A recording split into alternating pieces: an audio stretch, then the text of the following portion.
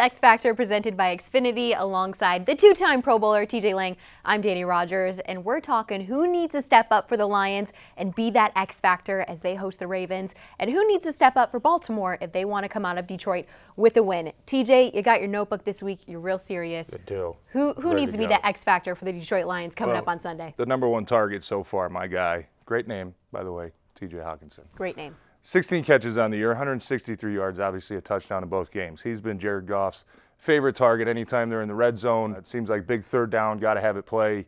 They're going his way. You could obviously see the alignment up here, just like nice little tight split alignment. It looks like man coverage, but it's really not. It's really zone coverage. You can see 21 at the top, just kind of gets caught right there. And Trinity Benson opens up the hole in the back. Just a perfectly thrown ball, perfectly thrown route. Hockenson getting the feet down, and obviously everybody's favorite sideline reporter on. Oh, is that you, TJ? On the sideline, yes, it is. Is that on your birthday? I figured when I said everybody's favorite sideline reporter, you would know it was Yeah. me. But yes, getting a little cheer up there, going crazy. What I really want to show, though, everybody's been talking about the run game. The offensive line has been doing a really nice job opening up holes, especially early in the game. Now, been very pass heavy through 2 weeks, but you can't just give it all to the offensive line. When the run game's working, when the running backs are getting to the second level, it obviously starts up front, but the receivers have to do their job. Tight ends have to do their job. This was the first play of the game against San Francisco. TJ Hockenson lined up just kind of off the line of scrimmage a little bit. He's going to come back with a nice big block here on Nick Bosa. Woo! Just get the game started the right way, right? It's a perfectly clean block. Getting down on the waistline there, getting down on the thigh pad. Obviously opening up that big backside lane for Jamal Williams to get downfield and get the game started the right way. So when you think of TJ Hockenson right now, the #1 thing that sticks out is obviously, you know, he's top 20 in catches so far through 2 games. He's, I believe, top 10 in targets. He's a big play threat in the receiving game. But it's these kind of plays right here that really stick out to show you that he's laying it all out there, man. He wants this offense to succeed every single play, just being a selfless player, doing anything they ask of him. He's been doing a really nice job in the run game, and you got to give those guys a lot of credit for how the run game's been working so far. Ravens just faced Kansas City's Travis Kelce. Does that help them in their experience covering a tight end as dynamic as TJ Hockenson? Yeah, I think it does. I think last week Kelce had over 100 yards, and he had the touchdown. The touchdown was kind of a broken play, typical Mahomes scramble, but Travis Kelce was wide open. I think obviously, you know, Kansas City with the playmakers they have on the outside is a little bit different dynamic, but I'm certainly sure that Lions offensive coaches are taking a look at the production that Kansas City was able to have last week with Travis Kelce in that passing game, because that's something that, you know, they're obviously going to want to replicate with TJ Hockenson. All right, let's talk Baltimore Ravens. I can't imagine who their X Factor is, TJ. Who is it? It's going to be a surprise. It's going to be a real big shock, right? I mean, this guy's just a stud. #8, Lamar Jackson.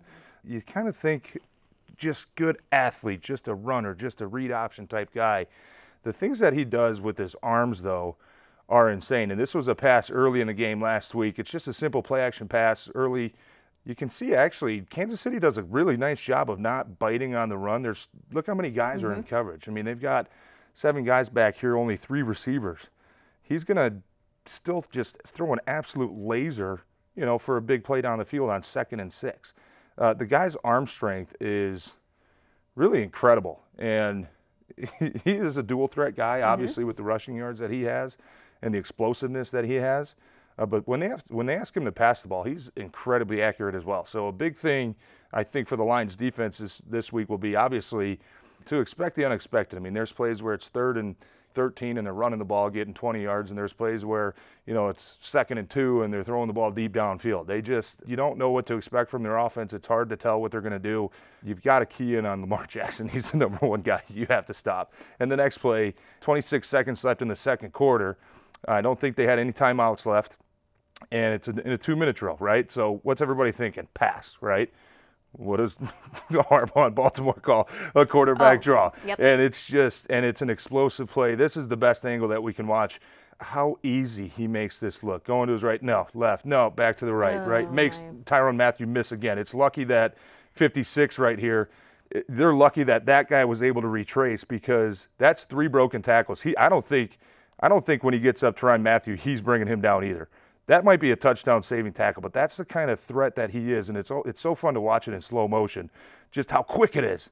I mean, that is just so impressive from a guy that plays quarterback in this league, that he's fearless, and he's not the type of guy that's going to run the ball and try to slide and dive. I mean, there were a lot of plays last week against Kansas City. He's lowering his shoulder. He's trying to get extra yards.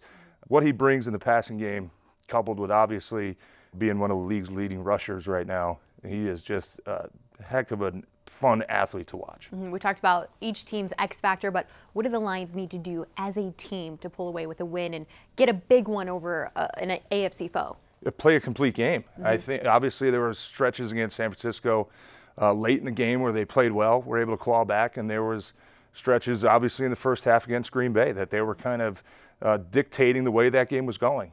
Both games, it came down to really a couple mistakes. You look at San Francisco, the pick six kind of changed the momentum there, and you look at the Green Bay game, the fumble, you could say the 4th and 1, and then the fumble, the ensuing possession really kind of got, made the game out of hand. So discipline, taking care of the football. Lamar Jackson, with how talented he is, he still threw 2 interceptions last week. So if you get pressure on him, he's going to give you a couple chances to take the ball away as well. All right, we'll see what these Lions have cooking up against the Ravens. Kickoff 1 p.m. this Sunday at Ford Field.